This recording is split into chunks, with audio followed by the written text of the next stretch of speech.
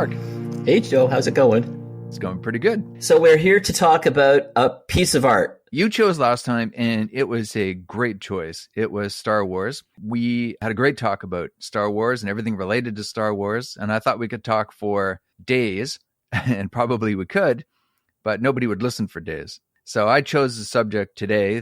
I think it's a good choice because I think it's an amazing piece of art. And I do think that actually it has legs for discussion, but we will see. Okay, so Joe, what do you got for us? What are you bringing? What are you bringing to show and tell? Okay, this is a book that I read 2 or 3 years ago, and it stuck with me. I got a couple of reasons for wanting to talk about it. The first reason is that I think it's an excellent book and deserves a wider audience. And the second reason is because I think maybe we can talk a little bit about fantastic pieces of art that are at the same time completely obscure pieces of art.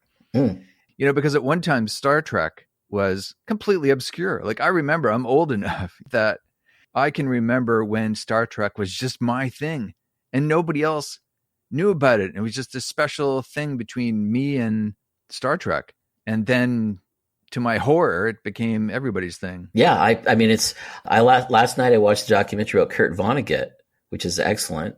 And I did not realize that he'd written a whole bunch of novels before he ever got famous and anyone knew who he was. And I was like, that blows my mind. Like hardly anyone read Cat's Cradle until later on when Slaughterhouse-Five became famous. Interesting. Yeah. And I think that speaks directly to what I want to talk about, which is a book called The Mermaid's Tale by an author by the name of D.G. Valdron, who's a Canadian author. He's a lawyer by day and an author by night and maybe lunchtimes and early mornings. But it's do you know the book? I do not know it. No. So you'll have to tell me what the book is basically before we can go any farther. Like it's a mermaid's tale. So obviously we're talking mermaids here or selkies or something. Yeah. It's so it's a fantasy? It is a dark fantasy. Very dark. It's basically the main character is an orc. She's a detective in this fantasy land, but it isn't your Disney fantasy land. This is a dark, twisted magic kingdom. A mermaid is murdered, and the orc is basically hired to solve the murder. So it's a detective story. So that's the scaffolding of the whole story. But the world building is incredible. It's very detailed, very well thought out, not just in mechanical terms, but in psychological terms. The psychological component of the book is just as strong as the rest of it. Okay. And the orc is filled with self-loathing. It's not just self-loathing. Everybody loathes the orc because who likes orcs? Yeah. So a male orc or a female orc? It's a female orc. A female orc. Okay. That's a good choice too. Yeah. And she's not an attractive orc. Yeah. No, I'm getting it. She's an orc. Yeah. So do you happen to remember the female orc's name? The detective's name? The female orc, actually... Sorry, I just accidentally knocked over a trombone. It just mysteriously appeared beside me. Wait a minute. Is Kazoo in the room? Maybe. The orc does not have a name, and it's written from the first person. Oh, that's fascinating. And is the orc a PI? Is the orc part of the fantasy detective force? No, there's nothing like that. She's basically approached by a group who I guess kind of runs things and is asked to do this. I'll just read you the blurb at the back. Oh, okay, good. That's a good idea. Yeah. In a city of majesty and brutality, of warring races and fragile alliances, a sacred mermaid has been brutally murdered. An abomination, a soulless Arukh, is summoned to hunt the killer. As the world around the Arukh drifts into war and madness, her search for justice leads her on a journey to discover redemption and even beauty in the midst of chaos. That sounds really good. It is. It's really good. Sounds like it could be like a Guillermo del Toro movie, almost. Oh, absolutely. He would be an amazing choice. The problem, though, is that, and kind of what I want to get into, is that it's basically a completely obscure book. It was put out by a small publisher, which, full disclosure, was also my original publisher. D.G. Valdron was in the same stable of writers as me. You know, it was a small team who put the book together, and he shared the same editor. So my editor, I had 2 editors, but one of my editors also edited this book, and I think did an amazing job. But I'm not plugging it because of that connection, because there was plenty of other books also put out by my publisher that, I like, but I'm not as passionate about as this one. I'm bringing this one up because I really think it's a terrific piece of work. But to me, it presents a great question, which is why do some works become so well known and popular and well regarded, while others of the same, in my opinion, the same quality drift into obscurity? Are you looking for an answer from me? Yes. Because I really wish I knew the answer. I think the answer is, I hate to say it, but I think the answer is just, it's luck. I think, things hit at a certain time and place, and if they hit the right people and the right numbers, then they become very popular. And I'm thinking again, it's probably lucky. I just watched that documentary last night about Kurt Vonnegut, which is called, it's right from Billy Pilgrim is Untethered from Time. Oh, that's Slaughterhouse-Five. That's Slaughterhouse-Five, yeah. So Slaughterhouse-Five was a huge, huge hit for him, but he had spent basically all of the 60s working in obscurity, publishing novels. I mean, and one of my favorite Vonnegut novels, Cat's Cradle, was published in that time period, and very few people knew about it, just a few hippies who really liked it. But most people had never heard of it. And then he published Slaughterhouse-Five. It came out in 1969, so right when the Vietnam War was getting super ugly. And it was an anti-war book that he'd written. And it just hit at the perfect time so that people said, we should read this book it's an allegory for what's happening in Vietnam. I don't think it is, but certainly you could draw the comparisons between what was happening in the war, in any war, and what was happening in Vietnam. And so that book became a huge hit. And then suddenly people went, well, look at these. He's got this huge back catalog of stories he's written that are amazing. And so they reissued those at that point. So is it possible that we could have never heard of Kurt Vonnegut?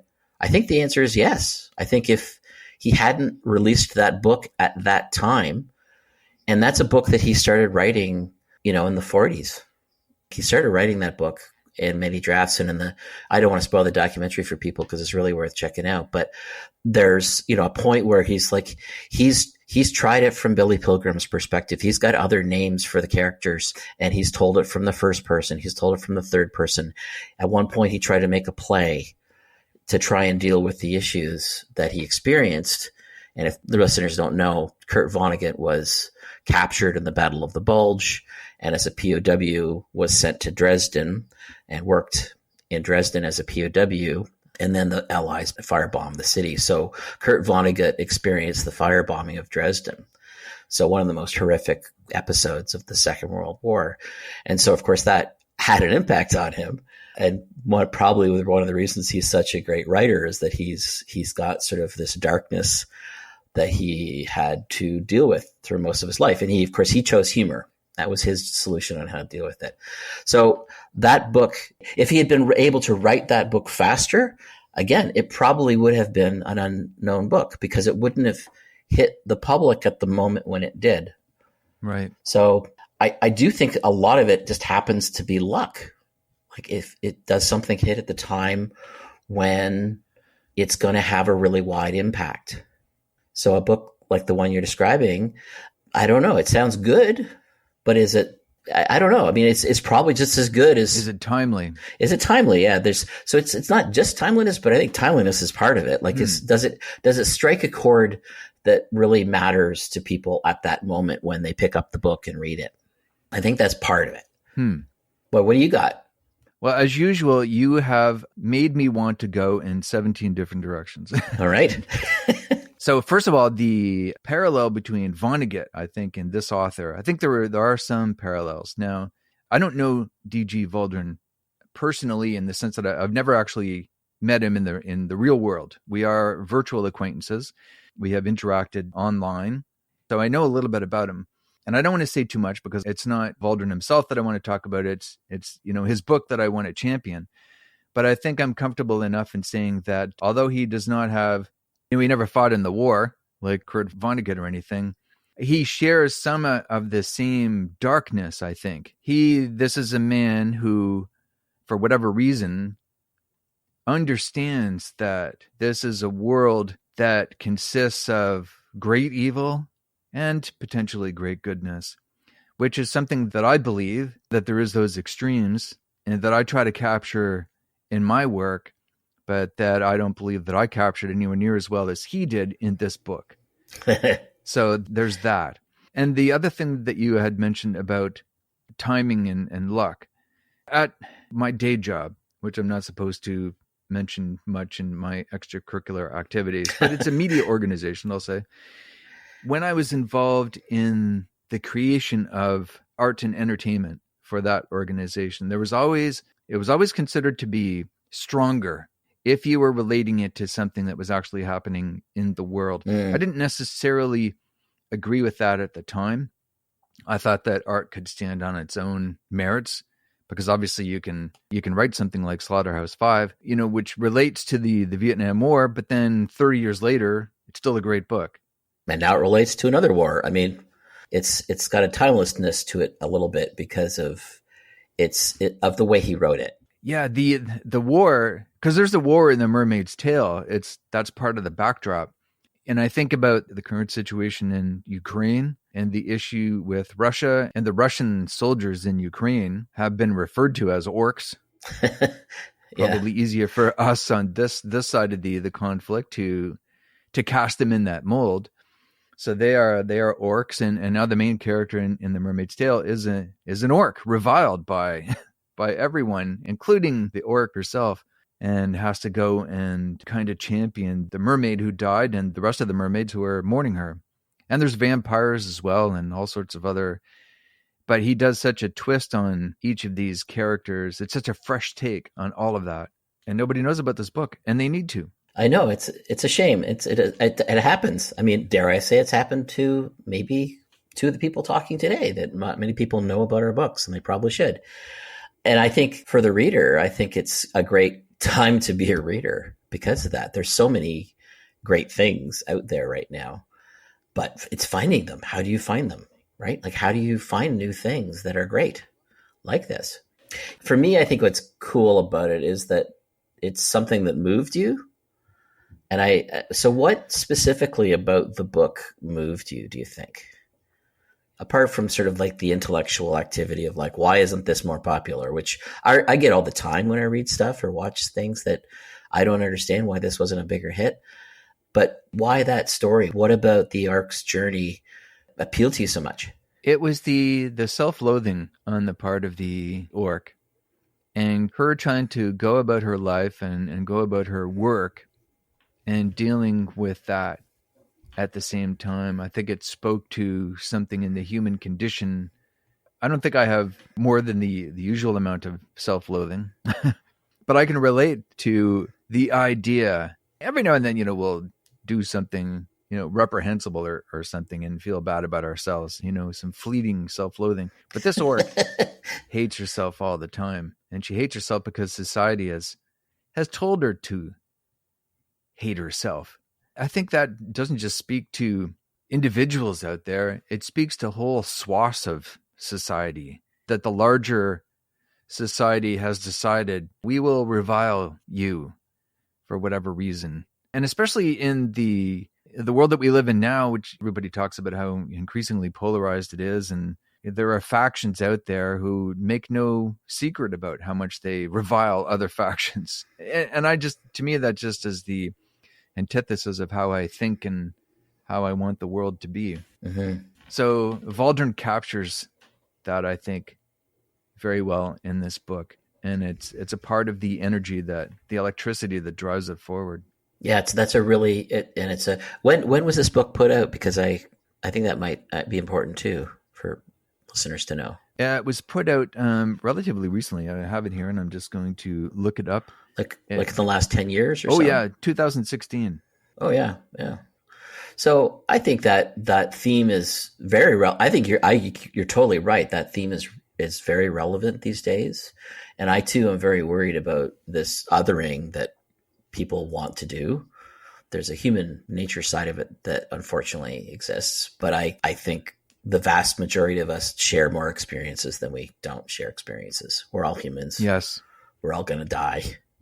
speak for yourself. You're not going to die? I hold out hope, as all humans do, until proven otherwise. After I'm dead, then I'll be like, oh, okay, I guess I was going to die. But right up until that final second, I'll be holding out possibility, I think, as all humans do. I'm trying to remember where I saw that recently, but that was it. I saw that in the movie recently where the person was saying, yeah, everyone, it's always a look of surprise when people die, because everyone up to the very last moment is not expecting it to happen. You know what? I was doing exactly the same thing as you. I'm like, I'm relating something that I just saw in a show. And what was that show? And as you were asking the question, I realized it's the premiere episode of the new Star Trek. Exactly. That's it. I was waiting for you to get it. which is fabulous, by the way. But I don't want to get distracted again on Star Trek and Star Wars. Yes. Well, it all comes back to Star Trek and Star Wars in the end. Of course. No, let's not go there. I do think the idea of the othering is a problem. I mean, it's just so baked into what's happening in culture now. But it's such a false idea, really. The fact is, we're not the same, obviously, but we're all in the same boat, Yes, exactly. We're all in this little tiny craft together, and if we don't get along, we won't be in the craft for as long. It's not going to be very much fun. Yeah, it does upset me, but I also often use the analogy or the metaphor of a boat. And I always think that, man, who's operating this boat? Because they're piling us right into an iceberg or over a waterfall or something. When if we just worked together and got along? I think it's the guy running the gift shop that's running the boat right now. Yes, exactly. He just wants us to buy as many tchotchkes as possible and be distracted by them so that we don't notice the iceberg. There is so much more truth in what you just said, I think, it sounds like a joke, but I think it's the truth. The other thing I want to say about the othering business is so many of us like animals, but what could be more other than an animal? But we can get along great with animals and respect animals and whatnot, and yet we turn our own species into other. It doesn't make any sense to me. Yeah, it's like I said, it's just really upsetting. I recently saw somewhere a story about a police officer being interviewed, and he's talking about how many more people he's having to arrest for shoplifting food. And there was the line, it was like a throwaway line. He said, and they're like real people too. Oh, they're not just like homeless people that I'm arresting. I'm like, oh my God. They're like real people too. It's like, oh my God. They're like real people. That's othering at its worst, right? It's just, they're not even a human being anymore because they don't have a home. Yeah, I was really disgusted by that police officer's comments. I think that's why it's such a relevant topic. And it doesn't surprise me the book is fairly recent, because I think we've been confronting it more in our daily lives. Maybe not as much in the last 2 years during like the lockdowns and so on, because we're not meeting people as much. But certainly we see it on our media a lot more, and the internet especially. This kind of vicious othering by one group against another. Yeah. And how will it end?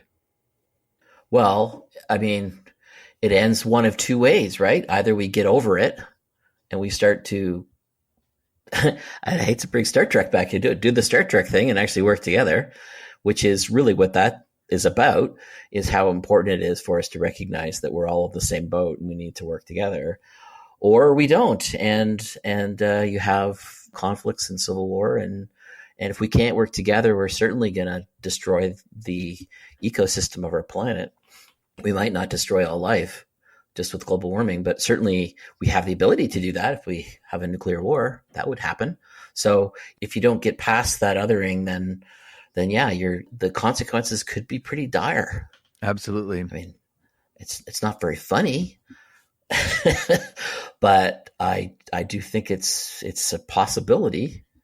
And in some ways I see progress too. Like, I don't know if you've thought that at all in the last 10 years, but I certainly see progress in the sense that, for example, the acceptance of trans people and that whole thing. even 10 years ago, if you'd asked me that was going to start to happen, and I know there's a huge backlash and there's a group of people that are othering trans people. Some of them are very famous. But if you talked to me 10 years ago, I don't think I would have predicted where we're at now with that specific issue. I completely agree with that.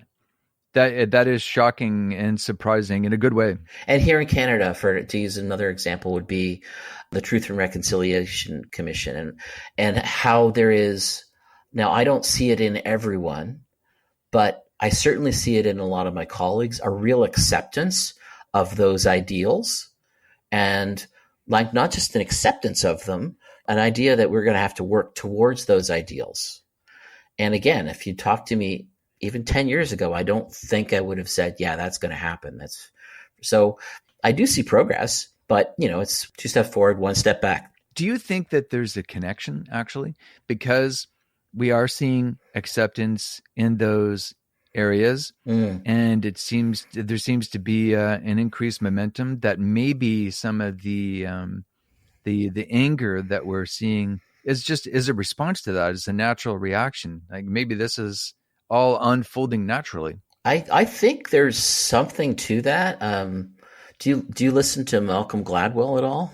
He's got a podcast. I think it's called Revisionist History. I haven't heard his podcast, but I've certainly read some of his work, seen his TED Talks. Okay. I mean, I think you have to take his work with a grain of salt because he's trying to do a popular thing. But that said, he had a point about the election of Trump that I thought was really kind of interesting, which was Trump was a natural pendulum reaction to Obama in the sense that, okay, we've elected a black person to be the president, so therefore we're not racist. So therefore we can elect this very racist person. And we're not necessarily going to be racist because we've already proved that we're not, right? We've elected Obama. That sounds right to me. That sounds like there's something to that. So I think you might be right that there might be just a push and pull in these kinds of things. And what happens next really depends on what people do and what side wins the information war, essentially. Or maybe not there's sides particularly. I think in some of these things, like around racism and acceptance of trans people, I actually do kind of think there are sides.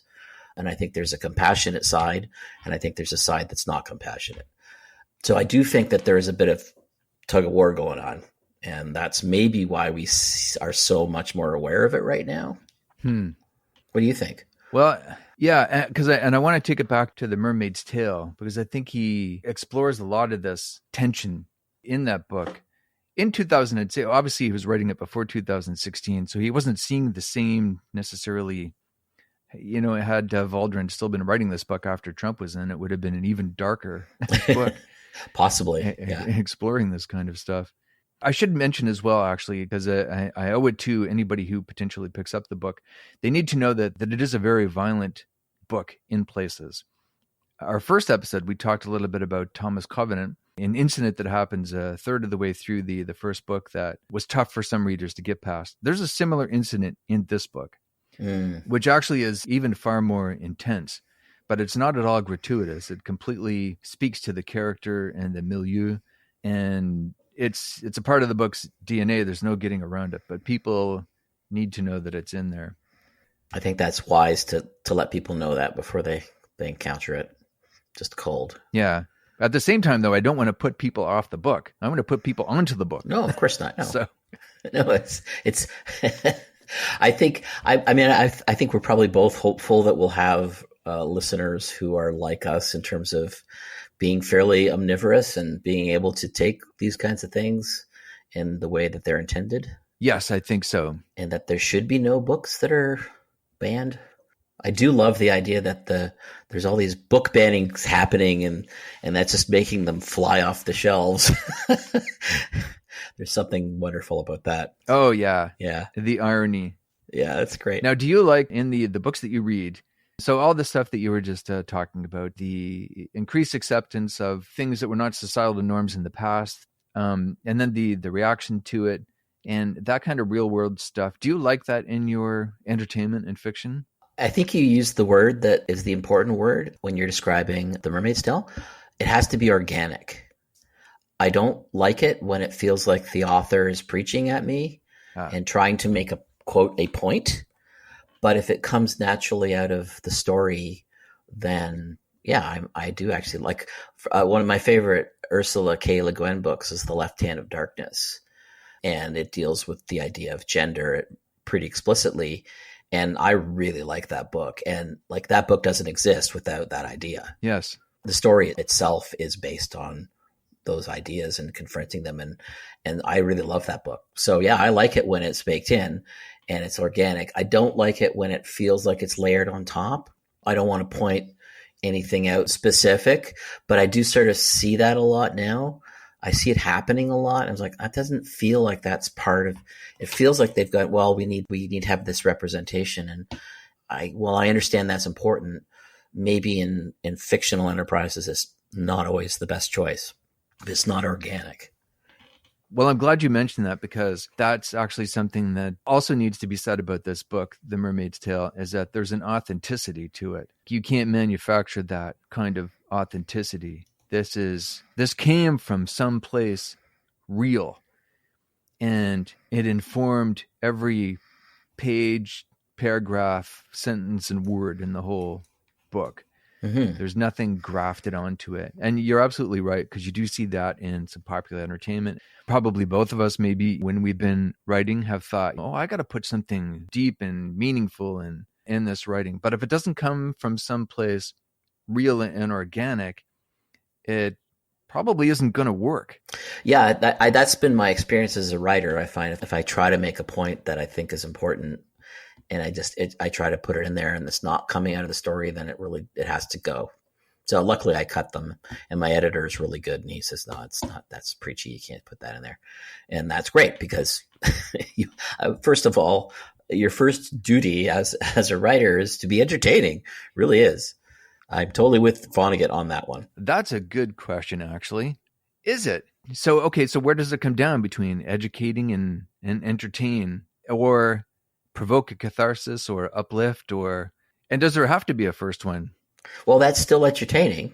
I guess it really depends on how you define the word entertaining, but I like Vonnegut's quote about use the time of a stranger in such a way that they don't feel like their time was wasted. Yes. As long as they feel like their time has been spent well, then I feel like they've been entertained in some way. They've learned something, or they've got an experience they wouldn't have had, or it's just maybe feeling good about the happy ending that you provide, or maybe feeling frustrated because you didn't give them a happy ending and it's an ambiguous ending and they want to talk about that.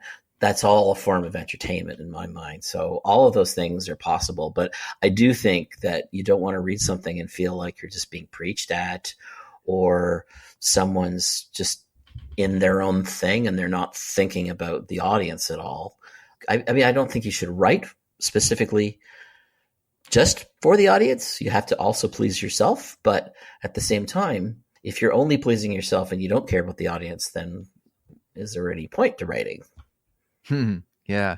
I don't know. You put me in mind of what I've heard about comedians, stand-up comedians, that certainly when they start out and at a certain level of their careers, not that I'm an expert in stand-up comedians, I never have been a stand-up comedian. I know some, but my understanding is in the beginning, they want to make the audience laugh. But then some of them later in their career, people like Andy Kaufman and I think Jim Carrey to a certain extent, became more interested in experimenting when they were up there on the stage. And it was less about gratifying the audience and more about experimenting with the form. And I think there's a place for that. Totally. I get that. And that can be entertainment too. Like you can just watching Andy Kaufman do something bizarre is pretty entertaining because if you know what he's doing. If you don't know what he's doing, you're expecting something else, then yeah, it could be pretty frustrating and not entertaining. But if you get that he's an artist and he's trying to accomplish something new and different, then yeah, I think that can be entertainment too. Another one I would think of would be George Carlin. I love George Carlin, but I would say near the end of his career, he was just preachy. He wasn't funny. He stopped being funny, and he still had to make a joke there and there. He had to make me laugh a little bit, but that's just me.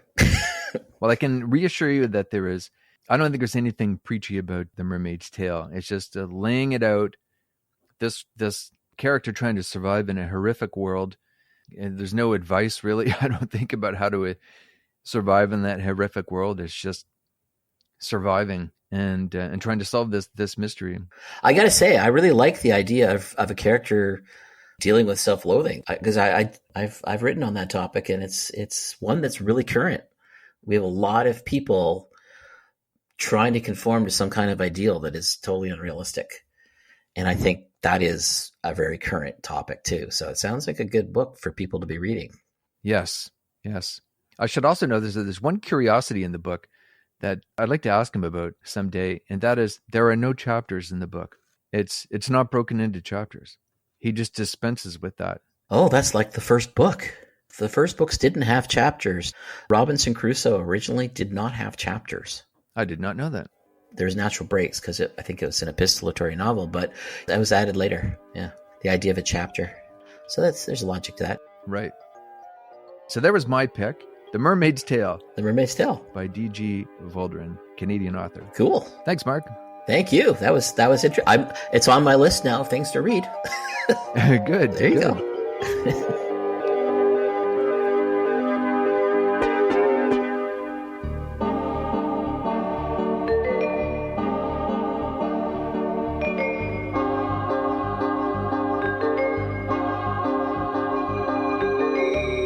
You've been listening to Recreative, a podcast about creativity. Talking to creative people from every walk of life about the art that inspires them. And you're probably wondering, how can I support this podcast? I am wondering, Joe, how can I support this podcast? I mean, apart from being on it. There's no advertisements in this podcast. There's no tip jars. There's nothing about like buying us a coffee or anything like that. But there is a way that you can support us. And what is that? They could buy our books. And how do they find us? Recreative.ca. Don't forget the hyphen. There's a hyphen in there. Re-creative. I took your line, sorry. Well, because I stole your line. So yes, re-creative.ca. Jinx. Oh yeah, I stole your line again.